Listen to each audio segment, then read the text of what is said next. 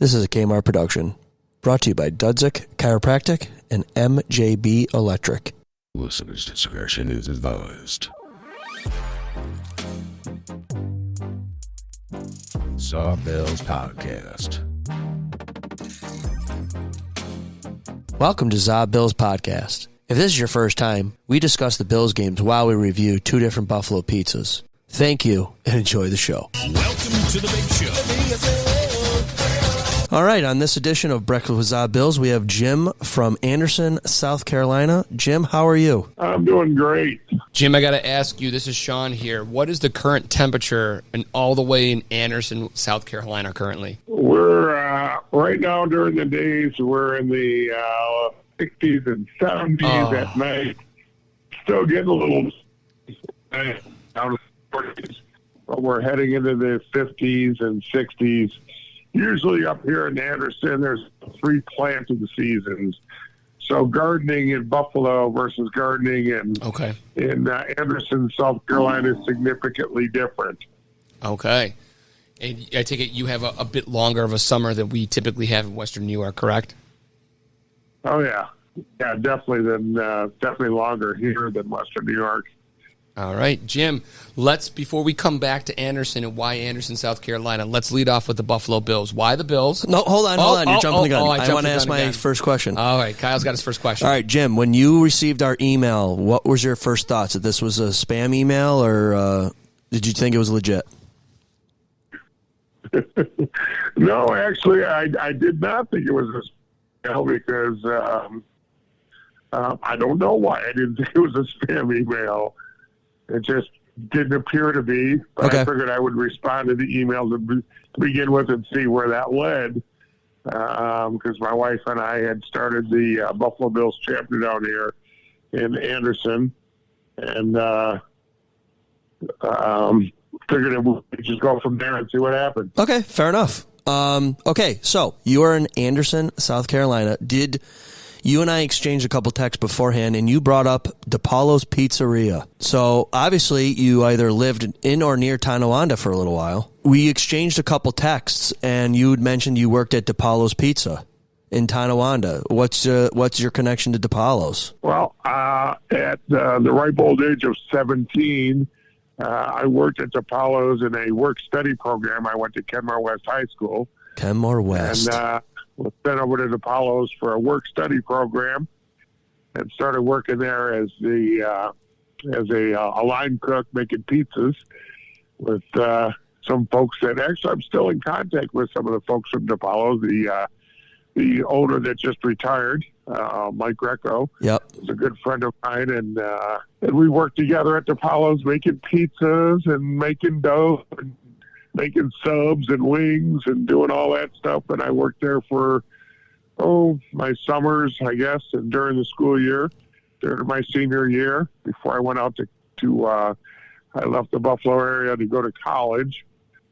And, but I had a blast there. I mean, it was so much fun. I had my first beer with the DePaulo's crew, had my first Labatt's beer at the ripe old age of 18, and because you could drink back at 18 then. What year did you graduate from Kenmore West? I wonder if you graduated with any of my family members. 1974. Okay, so let me ask, did you know anyone with the last name of Morath or Ricken? Not that I can recall, but I'm kind of old, so we're about to have our 50th reunion in July. Congratulations! Flying back up there. Oh, that's okay. Is it a Western New York girl, or is it someone that you met out of state? No, definitely met out of state. Yeah. Okay, that's awesome. So you were born and raised in Kenmore, and then left for college and didn't come back? I was born actually on the west side of Buffalo. Okay. Off of Utica. Okay. Oh, okay. Moved to Kenmore. I think we were in second grade when I moved to Kenmore and spent the rest of my time in Kenmore and Kinsey Avenue. Oh, my wife dated a guy on Kinsey Avenue for a little while. Who was not I me. didn't even know her. Yeah, there you go. Jim, I got to ask, and I don't want to sound like a yokel because we've been doing this a couple of times.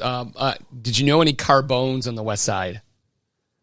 I did not. Okay, all right, yeah, because we that was my introduction to the La Nova's pizza that we've promoted before. Was that whole West Side connection with the West Side Italian pizza and all that fun jazzy stuff.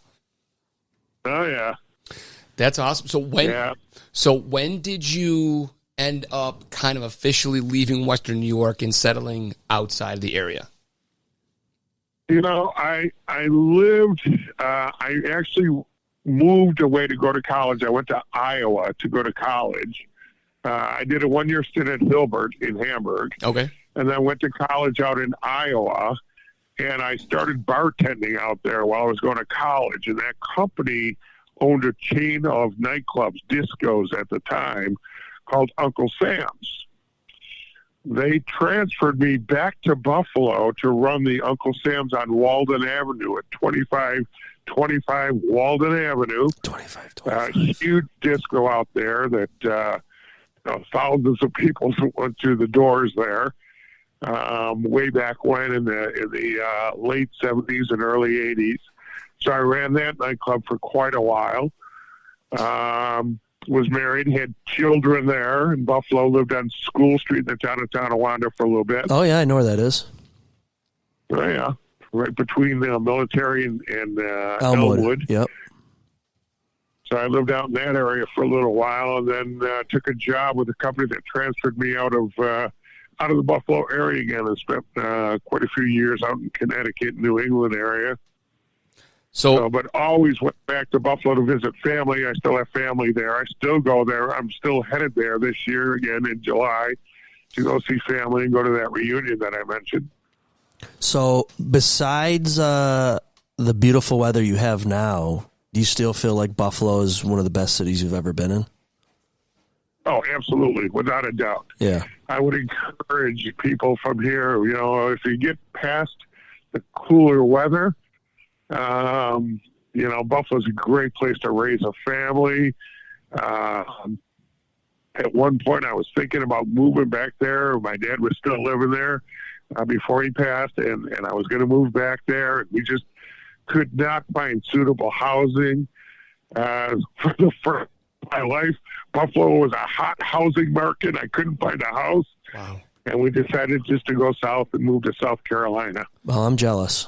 So you took your love of the Buffalo Bills with you. That was the one constant. You bounced around throughout the country, but you've been a Buffalo Bills fan. Let's get into that. What is your first memory of the Buffalo Bills, and why do you think your love for this team has continued over the many ups and downs of this franchise? I'll tell you what. My first memory is the old rock pile. Rock pile. So, oh yeah.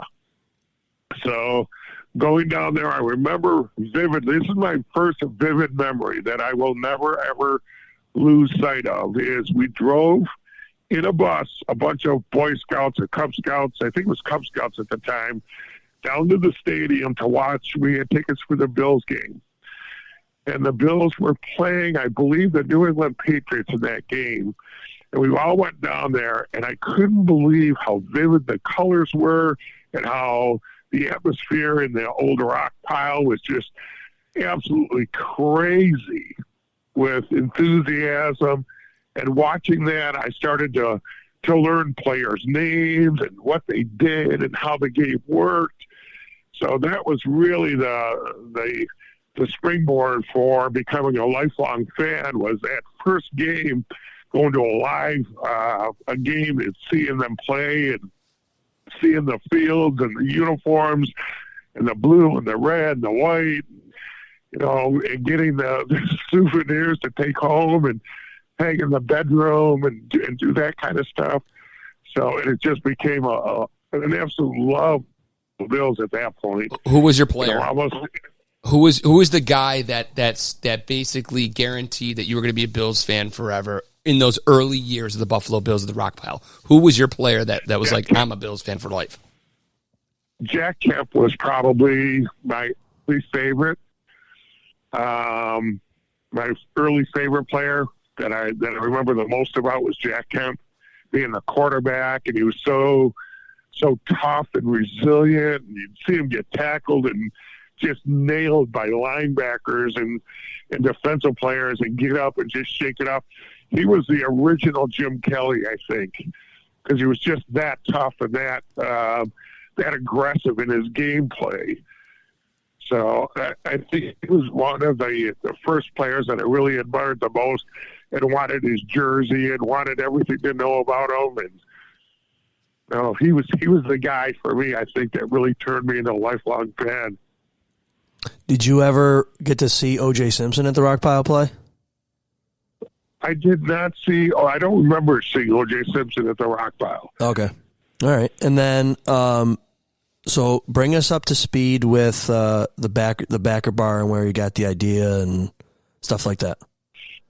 So when we moved here, of course, one of the two first things that we always look for, my wife and I look for, is a good biker bar because we ride motorcycles, and the Bills backer bar because they're everywhere. So we found one about 45 minutes from where we live in Greenville called the East Side Bar and Grill. And that woman has absolutely dedicated her bar to the Bills. And every Sunday that the Bills play, the place is absolutely packed. Now, she's flown to Buffalo a number of times and learned how to make beef on weck, learned how to make the chicken wings the correct way. Oh. And they serve great Buffalo food. So, and they've got Buffalo Bills memorabilia plastered everywhere in the restaurant. And what's the name of her establishment? The East Side Bar and Grill. Okay. That's in Greenville, South Carolina. Okay. So after going up there, and it was difficult, we would drive up there, and you couldn't get a seat in the place. Oh. So, and because it was a 45-minute drive, coincidentally, I like to have a beer or two during the game. So I said, hey, why don't we start a chapter closer to home? So my wife and I decided to do that, and we contacted a couple of the local area establishments here in Anderson to see if they'd be interested. And Wake and Bake was the one that agreed to kind of host us and dedicate their TV screens to the Bills game and let us hang some pictures of the Bills and Bills banners and posters in their establishment and really promote the Bills backers, the Bills Mafia here locally in Anderson, so folks didn't have to drive all the way up to Greenville, 45 minutes away. We're very close to Clemson University. A lot of university students are also Bills fans, so we get some of that influx into our club down here. What university? What university is? Are you guys nearby that you might get some transplanted Western New Yorkers? That's Clemson. So there's a lot Clemson. Yeah. Okay. Yeah, there's a lot of Clemson players that end up on the Buffalo Bills squad. Oh, so I mean, okay. So there's your Buffalo Bills connection with South Carolina. Well, quite a bit of it, yeah. They're going to follow Clemson players, and yeah. It's kind of like a player pipeline from Clemson to Buffalo. Yeah, yeah. You said the name of your place that you have the chapter at is Wake and Bake? Wake and Bake. Can you explain what that is for people that think it might be something else? Yeah, we all thought it was something else when they first opened up. So originally the owners of Wake and Bake lived here, and they operated a bar called Beer Bellies. They then moved to Iowa because of some family issues and things that they had to take care of family.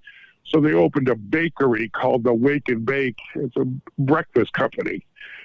So they serve breakfast and donuts and all kinds of breakfast specialties, Wake and Bake. So they decided to move back here to Anderson, and there was a bar available to them. It was for sale.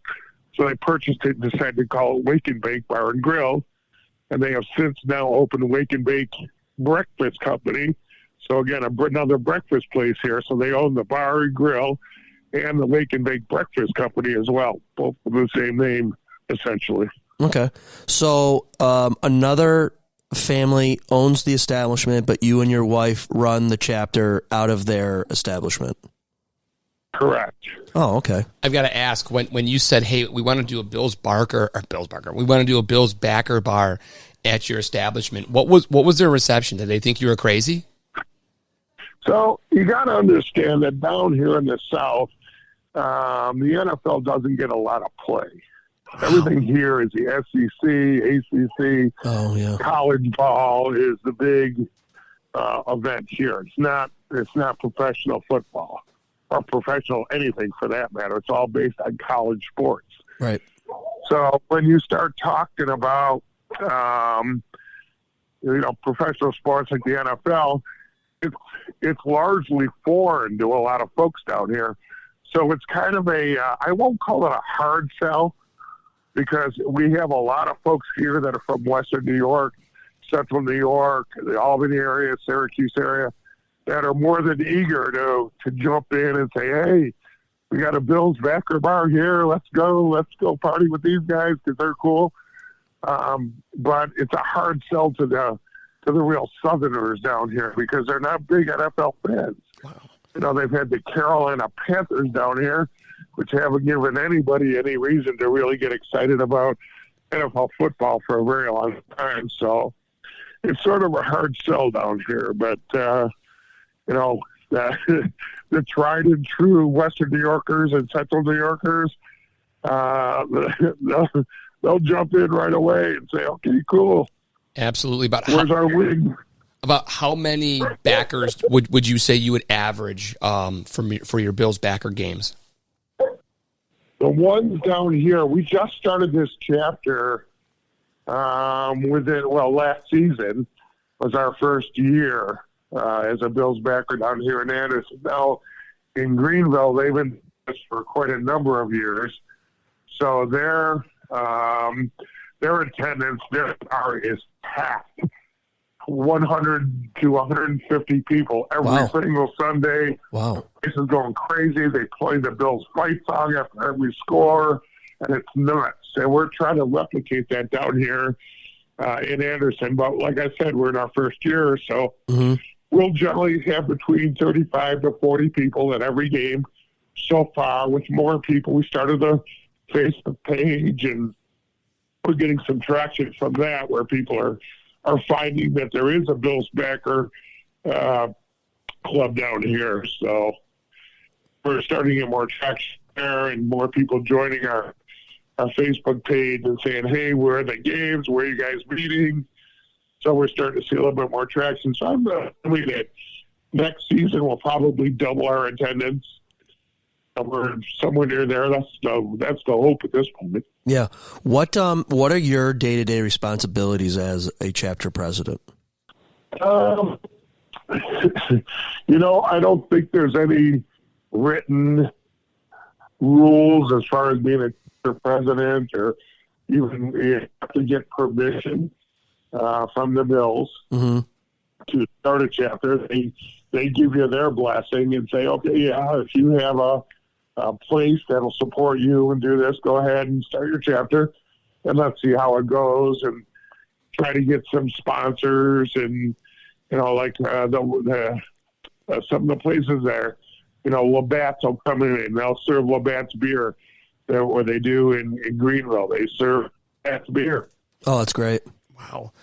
I was curious, because of your proximity to Atlanta, does Anderson have kind of an Atlanta vibe to it? Because that seems to be one of the closer major cosmopolitans around, or is it, hey, this is South Carolina, we are our own independent state, there's not that Atlanta stuff, stay in Georgia? So where we're located in Anderson is considered the upstate South Carolina. I live 20 minutes from the Georgia border. Yeah. So we're not near Myrtle Beach or any of that, the shoreline stuff. So in this particular area, we are 2 hours from Charlotte, North Carolina, and 2 hours from Atlanta. Okay. So right in the middle of these two major metropolitan areas. So, yeah, down here or up here, it's more rural. It certainly is not as populated as Atlanta's area or Charlotte's area. Definitely not as populated. So you don't have the draw of, thousands of people that want to be in the Bills backers. Here we're going to be lucky if we get hundreds of people. Right. What drew you to Anderson, of all places, in South Carolina, outside of the beautiful weather? The Anderson area, here was our criteria. My wife and I were looking for houses. I wanted to live in an area that had no helmet law for motorcycles because I don't like wearing a motorcycle helmet. I wanted low taxes, which the taxes here are ridiculously low. I own an 8-year-old house, 1,500 square feet. My taxes are $750 a year. What? So it's crazy. Where do they get you? Where do they get you though? Somewhere else though. You pay personal property taxes on your vehicles every year. Oh, okay. Which usually between $100 and $150 per vehicle for the vehicles that I own. I have 3 of them between a truck, a car, and a motorcycle. Okay. So I pay personal property taxes on those. But aside from that, our sales tax is 7% here in Anderson County. What folks don't realize is down here, you don't have the road maintenance that you do up in Buffalo. Oh, yeah. You don't have the potholes. Right. You don't have that type of stuff that you have to worry about that you did up north. So, well, I'm sold. Oh, last April we came down to Hilton Head. I know it's not necessarily near where Anderson is, but we fell in love with that place. Just the weather. We came down in April. It was clean. It was gorgeous. The weather was fantastic. The beaches were great. But, there have been a number of local Western New Yorkers that have made their way within the last 2 or 3 years, personally, that I know, to South Carolina because how beautiful it is. Oh, yeah. It's really a gorgeous state. It's pretty rich in history. You get down to areas like Charleston. It's absolutely gorgeous. It's really a very pretty place to live. Of course, we're loving the weather. I'm ready to pull my pool cover off the pool pretty soon, another 3 or 4 weeks, and let the water start warming up enough to go swim in. And, yeah. It's definitely a different style of living. Absolutely. You need an exterminator here. You don't need one of those up north. Here you got to have an exterminator. Right. That's one of the other costs that you incur down here because of fire ants and termites and things like that. But the trade-off is worth it. To me, it was a no-brainer.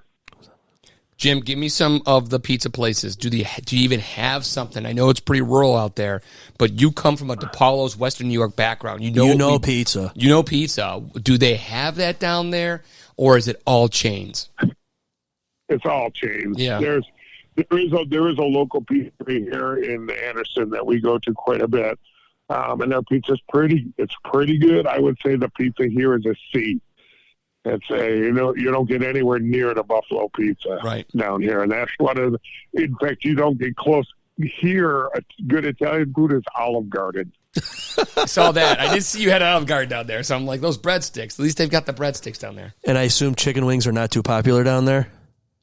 They are. Everybody has chicken wings down here. It just depends where you go. Okay. Honestly, it's pretty hard to screw up chicken wings, but some of the folks down here, they serve the little pigeon wings, the little tiny things. Yeah. And that are not really worth eating. Right. But most of the places here, their wings are decent. They're not great, but they're decent. They're edible. What is the South Carolina delicacy? Is it like grits or something? Like what's their specialty down there? Here it's barbecue. Oh, yeah. Oh, okay. Yeah, it's barbecue, definitely. In fact, I live around the corner from a place called the Smoking Pig.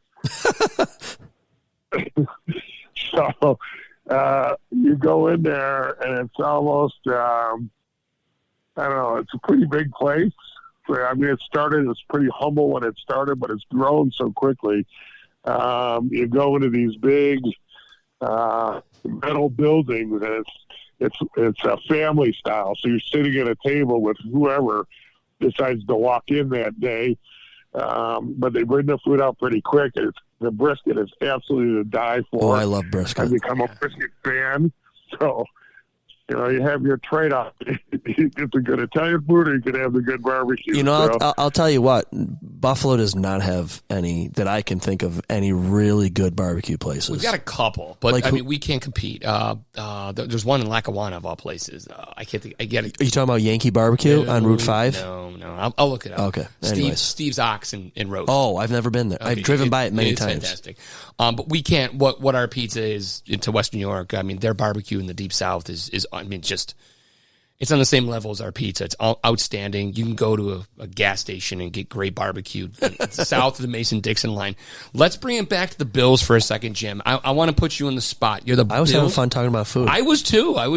But you're making me hungry. I know. That's my problem too. You're the Bills general manager for this upcoming draft. I'm not looking for a specific name unless you've got one, but I'm looking for a position. If you could stock with a first overall pick, what position would you like to see the Buffalo Bills fill?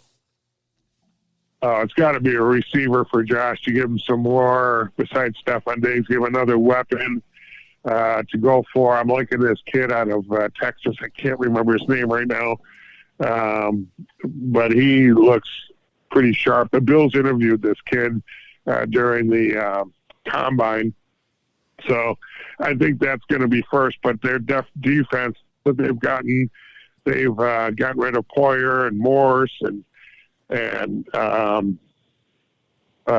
want to see what they're going to do with Daquan. See what's going to happen there. That's going to be an interesting story in itself to see what happens there. Is his name Mitchell? Adonai Mitchell? Is that who we're talking about? Yep. Okay. Yep.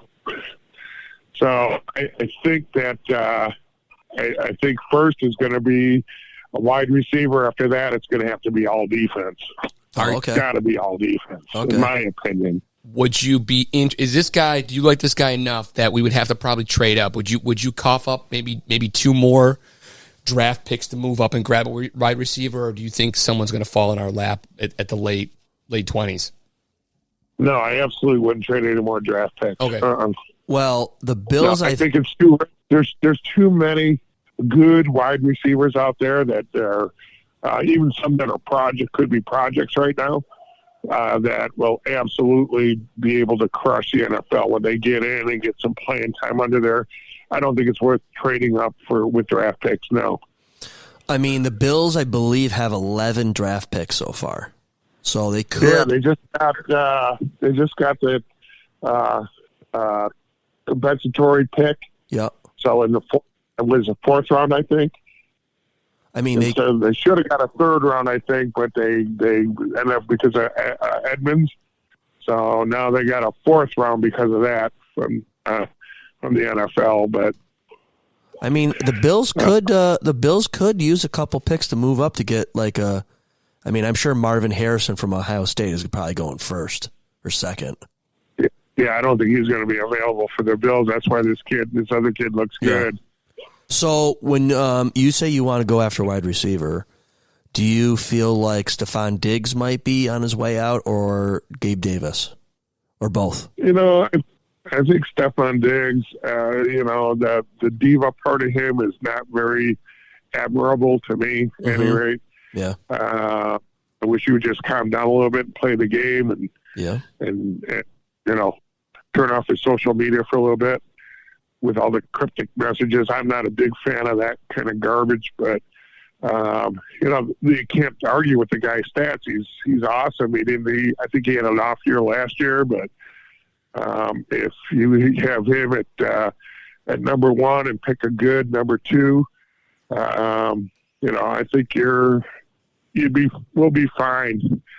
Everybody's so concerned about, the window's closing on the Super Bowl. I don't think that's true. I think we're still good. We're still good. We got rid of we had to get rid of a lot of salary cap casualties like Poyer and Mitch Morris and that's a business decision.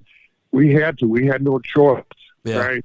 But I think there's still plenty of talent on the team, and with some draft picks, we could supplement what we have now and still be a contender. I have no question in my mind that we could still be a pretty good contender for Super Bowl. What do you think about DeMar Hamlin? Should the Bills shop him, or should they keep him on the roster? You know, I think there's a lot of emotional connection with him. Yeah, with the Bills organization, and I get it. I'm not terribly impressed with his play. He's not a guy that has set the world on fire for us. He's been, I guess the biggest compliment I can give him is steady. He's steady. Yeah. You know, but he's not going to be a Pro Bowler, I don't think. You know, not especially after the fake punt, right? What's that? Especially after not the fake punt. Yeah, that's yeah. Right. In terms of the current Buffalo Bills roster, we can even go back maybe 5-6 years.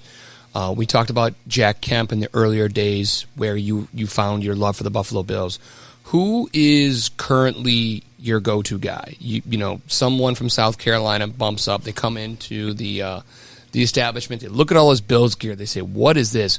Who are you promoting from the Buffalo Bills and saying, dude, check this guy out because you'll be a lifelong Bills fan if you follow him? Who's your number one Bills guy right now? Oh, it's got to be Josh Allen. I mean, and there's no doubt that he is the face of the franchise. He's how the franchisees are going to, you know, thrive or succumb, one or the other. It's going to be all rest on Josh Allen. There's absolutely no doubt about that. There isn't any other player on this team that carries more weight than he does, and rightfully so. I mean, the weight is on his shoulders to carry this team. There isn't even a close number two. You know, it's not going to be Diggs. It's not going to be, you know, anybody on the defense. So it's going to, you know, we had Bruce Smith, and you'd look at him when the Bills were playing back in the day with Jim Kelly era, and you could say, oh yeah, Bruce Smith on defense, and we got Andre Reed, and we got Jim Kelly. Those are the guys that are going to carry this team. And this present Bills team, you go, we got Josh Allen, and we have Josh Allen. Right. You know? Yeah. Who, last season, players and coaches included, who impressed you the most and who disappointed you the most? You know, I'm, and this might be a little controversial, but I am really impressed with Brandon Beane. I don't know if it's just his presence, but I think that the choices that he's made, and he's had some bad draft choices, yeah, so has everybody else. Right. I think the guy's really impressive. I think he knows his stuff. I think he knows how to work the salary cap and contracting and doing the things that make the organization successful from an administrative end. I think he does a great job. I'm a little disappointed in Sean and some of his playmaking decisions and clock management. Okay. I love Sean. McDermott, I think, is a great coach, but there's times when things really come to crunch time that I really got to question some of the decisions that he's making.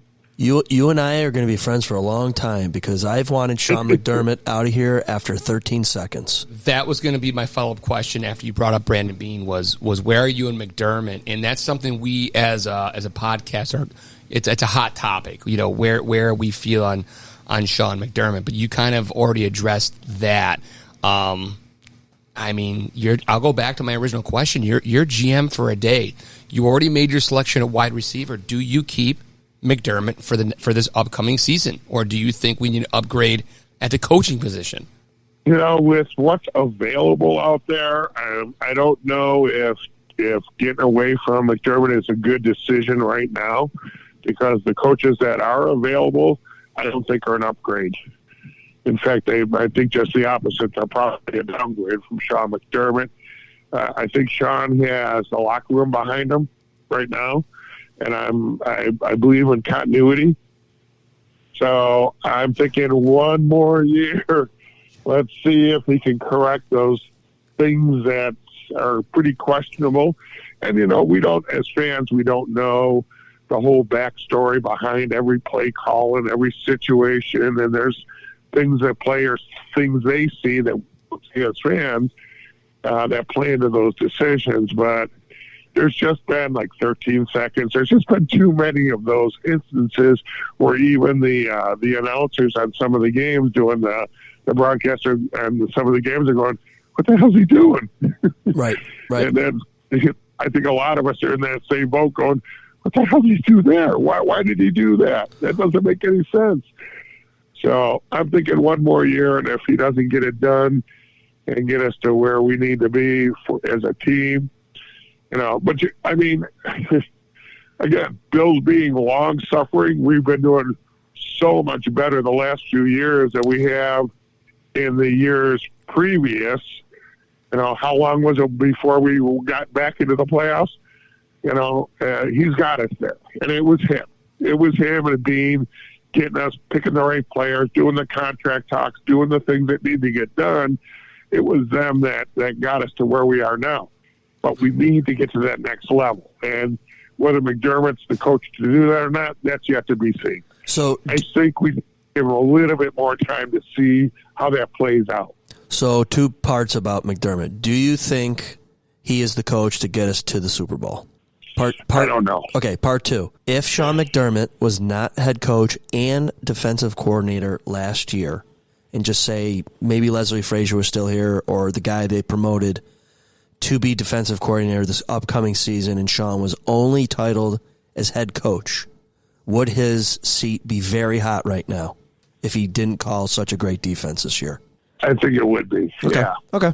Yeah. Absolutely. That's how I'm thinking. I think that was a mistake from the get-go. Having him letting him be both? Do both. Yeah. I think that was ego-driven. Yep. I didn't agree with it when I heard it. I'm like, there's too many defensive coordinators out there, people that are really, really good with defenses that know what they're doing. I think that was a lot of his ego that came into play. And that was one of the things that really annoyed me and got me thinking about Sean McDermott himself going, hey, dude, relax. Let somebody do that job. You worry about managing the entire team. And, and Sean has a great defense. There's no doubt about it. Yep.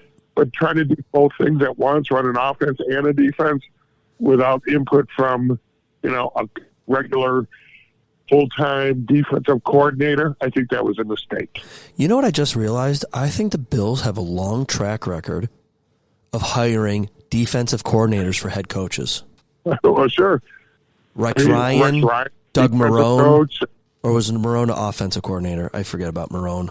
Anyways, a long list. Here's a crazier hypothetical for you, Jim. If I told you that if Brandon Beane signed this one individual onto the coaching staff would guarantee you a Bills Super Bowl, and that person is Bill Belichick, signed as a head coach for 1 year, guarantees you Super Bowl, would you be up for it? Oh, hell yeah.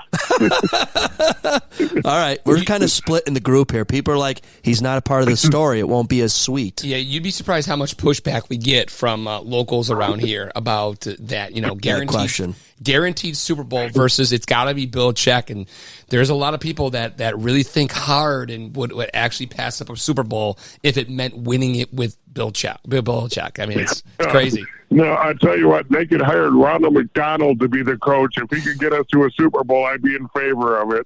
All right. That is, yeah, I totally agree with that. Totally agree. I just got Players. I have one burning question, but I can say that for after. No, in terms of the Buffalo Bills going forward, what is your prediction for the 24-25 season? Are you going division champion? Are you going, number 1 seed in a bye? Do you think they missed the playoffs? I mean, they've made a lot of moves. They've also hit on a lot of draft picks recently. I'm not sure I know where they're going. Where do you forecast the 24-25 Bills? Yeah, I think Miami's going to put together another big push for the division. So with that said, I don't think that Josh Allen is going to get beat by Tua. I think Josh Allen is going to still rule the AFC East. I think finally they'll get by in the divisional round, at least the first divisional round. Right. So I see them as very strong potential AFC champions. I do see that. You know what scares me about that idea is that you look at who they played this year. Andy Reid and Patrick Mahomes versus Josh Allen and Sean McDermott. It's like between Reid and Mahomes, they've been to the big dance numbers of times. Josh and Sean have not been there yet, and I'm just thinking is that combination the right combination yet? Maybe more experience, they'll get there finally. I don't know, but yeah, they definitely have the experience. Unfortunately, on the losing end of that each time, but yeah, you got to remember the Chiefs are in as much salary cap situation as, well, not quite as bad as the Bills, but pretty close to the Bills. So, and their roster's not getting any younger either. No. So I think with the Bills, sort of a rebuild here, particularly with the departure of Poyer and Morris and Trey White. I think if they can fill those roles successfully, that's the big if. If they can fill those roles successfully, I think the Bills will come out AFC champions. If they don't fill those roles successfully and they get level B players there instead, I don't think we have a chance of beating even Miami, no less the Chiefs. You know, and I also have to, and I don't know if it's coaching, but it's like the games against the Jets, the Broncos, the Patriots, right? We lost them the first time. Yep. And then who else was the other fourth? Jacksonville. Yeah. Like some of those games were very, very winnable, and those are the situations that they've struggled in the last couple, is the games that they need to close it out, not mess up with a kick or a fumble on the goal line kind of stuff. Like that could have altered their season this year, and they may not have played Kansas City. They might have, I think the Ravens would have played Kansas City, and then, God, after how the Ravens looked, that could have been us beating them. Right. Jim, you spent some time in Connecticut. Are you a Bruins fan or are you a Sabres fan? I am a diehard Sabres fan. Atta My boy. wife is Blue a and gold. diehard Bruins fan, so we don't even talk about that. Just like Sean and his wife. Let me just tell you something. Your wife has excellent talent when it comes to hockey. She's fantastic. Let me tell you. Oh, my God. Sean is the Bruins fan. His wife's the Sabres fan. I get beat on here in Buffalo for being a Bruins fan, but I just think I'm a genius and ahead of the curve. But, I haven't recruited enough people. But that's fantastic about your wife. That's wonderful. Yeah, well, I'll tell you, the Sabres have been really, really, really hard to watch for a number of years here. Yep. And this year, they're finally starting to show some spark and do some of the right things and get some of the good players in.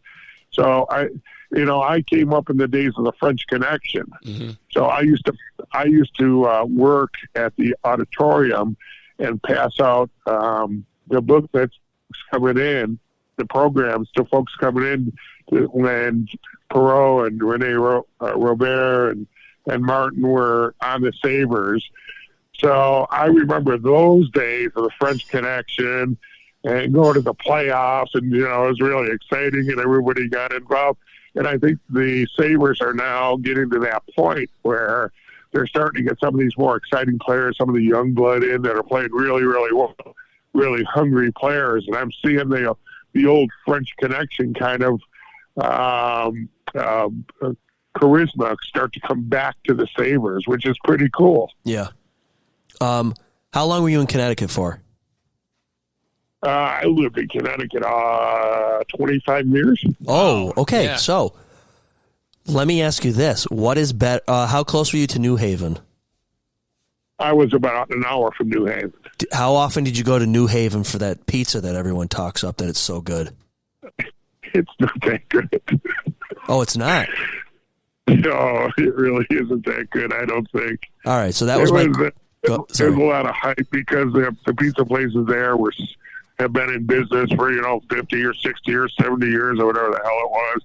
So there's a lot of hype around it, but it wasn't it wasn't all that spectacular. All right, because obviously you grew up eating buffalo pizza. I'm not originally from Buffalo. My parents went to Ken East, so I have family ties here, and then I came out here to go to college and met my wife, and I've never left. But a friend of mine I went to high school with out in the Albany area, he recently drove out to New Haven and did a pizza tour and went to 4 different places. Now, granted, in Albany, the pizza there is not that great, but he said that Connecticut pizza is the best pizza he's ever had. So I have to try this for myself. Jury's out. See, I like Brooklyn pizza. I've been in New York City a number of times living in Connecticut. It was only a couple hours away, and I have a daughter that lives there. And the pizza that I had in Brooklyn, now that was good pizza. Okay, all right.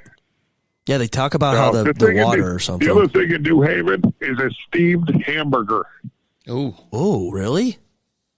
Yeah. It's the only place I've ever seen it is in New Haven. Do you know how they cook this thing? I mean, obviously it's steamed, but are they just they're putting it in a frying pan underwater? There is actually a special machine where they put the hamburger patties in, and they close a door, and this machine steams the hamburgers. Talk about consistency. I was going to say, that's going to be a quick meal right there and then. And Jim, you're saying this is delicious? It's good. It's surprisingly good. The first time I had it, I'm like, oh, this is going to suck. But it didn't suck. It was actually pretty good. Okay, so here's the test. Is it better than Ted's? Nothing is better than Ted's. Yeah. Dude, those hot dogs. He's a transplant. So give us a couple. Dude, let me tell you. You go ahead. My best down here in South Carolina is when public supermarkets started carrying Salem's hot dogs. Oh yeah. Do they have the 5-pound bag or the 3-pound bag, or they have the little 12er? No, they just have the little 12ers right now, but you get the 3 different varieties, the smokehouse, the whatever the other 2 varieties are. But I always get the original smokehouse version. So, yeah, they're expensive as hell. Oh yeah, it's like $9 for 8 hot dogs or 7 hot dogs, whatever in the package. I'll tell you what, a regular hot dog at Ted's now is almost, I think, $3 or something. I remember when I first started going there, you could get a foot long for $1 or something like that, or $2. Here's a question for you. Yeah. When you come back up for your high school reunion, what foods are you bringing home with you? So I used to always bring Salem's back. In fact, let me tell you an interesting story. I flew to Buffalo. This was back about 15 years ago. I flew to Buffalo out of Hartford, Connecticut to go see my parents. So I brought an empty duffel bag with me because Salem's hot dogs weren't available in Connecticut. So I had called my mom and said, Mom, I'm going to bring some hot dogs back with me. Could you see if Tops has a sale? So she went to Tops, bought a bunch of hot dogs. She takes the hot dogs out of the original packaging, and she puts them in Ziploc bags, freezes them, and then wraps them in aluminum foil. Okay. On my way home, I'm going through security, and I get flagged by security. Hey, what's in your bag? And I'm like, hot dogs? And the guy says, come over to this table. So I go over to the examination table. Guy opens up my duffel bag, and he sees now there's a cop that's like 6'4", skinny as a rail, and another cop right next to him that's like 320 pounds and a 5'2". So like skinny and fatty, right? Yeah. And they're looking down in the bag, and the fat guy looks up and goes, "Oh, Salem's. Oh, yeah." And then they wave me through security going, all right, go ahead. You know what? If you're the person that runs that x-ray machine, it to them probably looked like sticks of dynamite. It sure did. That's funny. That's exactly why I got yanked, because they thought it was some kind of an explosive that I was putting on the plane. Oh, but the fat guy saved me. He was like, oh, Salem's. Oh, yeah. Yeah, that's funny. Okay, so you're coming back. You're going to bring home Salem's, or you're not, because you get them all the time now? I get them all the time here. Okay. What I'm going to buy is I'll buy Weber's mustard. Yep. I'll buy Piccadilly relish, and bring some of that back. So a lot of the Weber's products I'll bring back because you can't get those here. Right, and you order mail order, and they're outrageously expensive. Yeah. And I could imagine you're going to do a liter or two of Loganberry, too. Bring some Loganberry to go with that. Oh, hell yeah. What about, do you guys have that? What was your favorite blue cheese when you lived here? Oh, I don't know. I didn't really have a favorite blue cheese. What I tell people down here in the South, they eat a lot of ranch down here with wings. God. So anytime I hear somebody order ranch, the bartenders or wherever I go, the restaurants, I'll say, what kind of dressing would you like? And I hear somebody say ranch. I say, excuse me, ma'am, ranch is for communists. I bet you get dirty looks for that, right? Oh, always. Always. Okay. That's funny. Is it, when they say Southern hospitality, is it really true? It's true to your face, yeah. Yeah, when they're talking to your face, they're very, very nice, and here they have the term, oh, bless. Everything's, oh, bless. Well, but it can mean a lot of things. It can mean F you if they really, oh, bless. Or it can mean, they're really trying to bless you and say, hey, because, every quarter here is a Baptist church. Okay, right. Yeah. Okay. All right. So one more time, why don't you tell us your chapter name, plug your bar, whatever else you want people to hear, and we'll promote for you. All right. We are the Buffalo Bills backers of Anderson, South Carolina, that meets every game, and then some, at the Wake and Bake Bar and Grill on Clemson Boulevard in Anderson, South Carolina. That's our place that we go to, and we drink mightily and eat tons of food, and they actually have good wings there. So it's a pretty cool place to hang out, and they're doing a better job of promoting us and getting it Bills oriented, and letting folks know that they are a Bills backer bar. They're kind of new to the scene, so they're getting their wings under them, and so to speak. And we'll just party down there every game. Are you guys? Is your chapter on Facebook? Do you guys have a Facebook group? We do. Yep, Bills backers of Anderson, South Carolina. Okay, that's pretty easy. Okay, you'll have to right there. Next time you're at Wake and Bake, you'll have to, and you get chicken wings. You'll have to text me a picture of what you got. Okay, I could do that. Yeah, or I think you joined our Facebook, or you could post them in there and get some attention from there in our group to get people from there to follow your guys. Oh, that'll be awesome. All right, thanks, guys. Appreciate it. Thank you, Jim. Go Bills. Go Bills. What you just said is one of the most insanely idiotic things I have ever heard. At no point in your rambling, incoherent response were you even close to anything that could be considered a rational thought. Everyone in this room is now dumber for having listened to it. I award you no points, and may God have mercy on your soul.